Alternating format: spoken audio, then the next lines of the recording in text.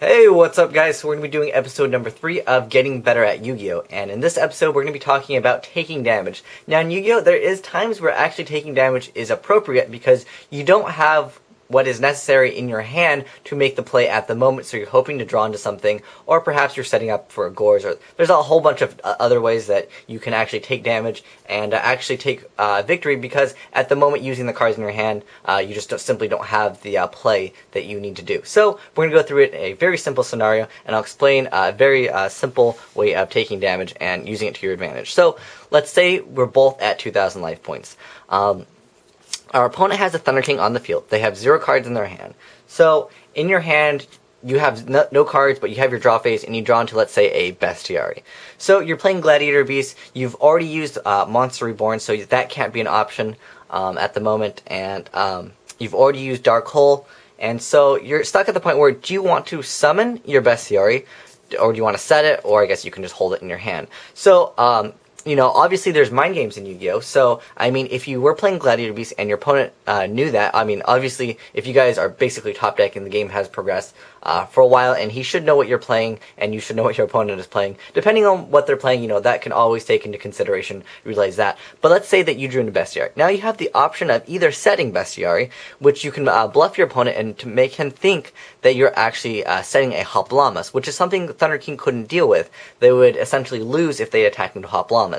But let's say your opponent, you know, is playing something really aggressive, or you know, maybe he's playing anti-meta and he needs to push this turn as much as he can because you guys are both at low life. So when you're this low at life, most likely your opponent, depending on what they're playing, would attack into you, and you would actually lose the Bestiary. So you have another option of just holding Bestiary in your hand, because at the moment you can't top deck anything that could get rid of Thunder King and secure field advantage. So let's say you set your Bestiary because you didn't want to take the damage, because you're only at 2,000 life, and in 2 turns basically you would lose because he would attack.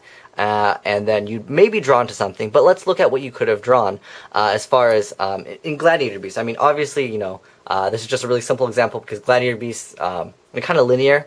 They can't really top deck, you know, a huge monster, essentially, and they can't really deal with Thunder King. So there's not one card that can really deal with Thunder King and keep you on the field. I mean, unless you were able to normal summon something like that has huge attack. I'm trying to think of something like Alexandrite Dragon, for example. That's a 2,000 beater. It would get over Thunder King, and you would have field advantage because you would have field presence. You'd have a monster on the field.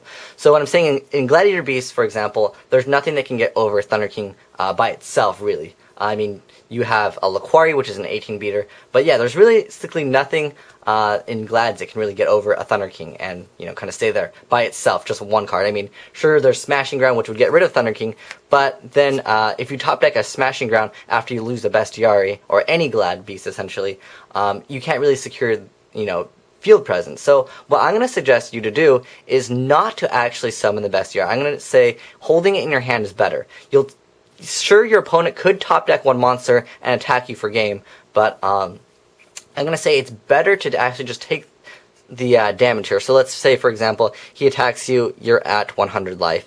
He top decks something and just keeps it in his hand or sets it. Regardless of what he does, you know, let's just say he just attacks you, you're at 100 life, he's at 2,000 still. So what I'm going to suggest you to do is, let's say you just have the Bestiary still in your hand. Depending on what you top deck, like Gladiator Beast, for example, they can, you know, they'd run Test Tiger, they'd run Forbidden Lance. Those are 2 cards that they can definitely run in the main deck. And either one of these, if you drew one of these, and you were able to get rid of the Thunder King, so let's say you go Test Tiger, go for Murmillo, or you guess you could go for Laquari, basically whatever one you would want. Murmillo would actually do more damage, plus you would most likely in this position want to tag up for Laquari because you have such low life, or depending on if there's ability to go for a Geyseris, that could be an option as well.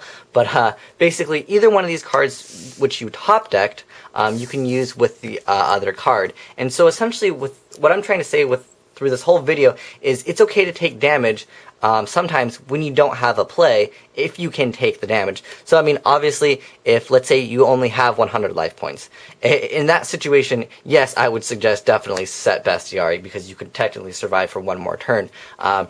in that position when you're at so low life where they can attack you for game and you have 0 answers, then yes, of course, you'll have to, set your monster. You're in a position where you're forced to do that. But in a situation where you can take the damage and potentially draw into something like a Test Tiger or Forbidden Lance to get over what your opponent has and maintain a card on the field as far as being able to, have field presence, it's a lot better than, just clearing the monster with like a Smashing Ground the next turn and still losing your bestiary, or any monster essentially. And so that's essentially the purpose of the video, and I hope you guys understand what I'm trying to say.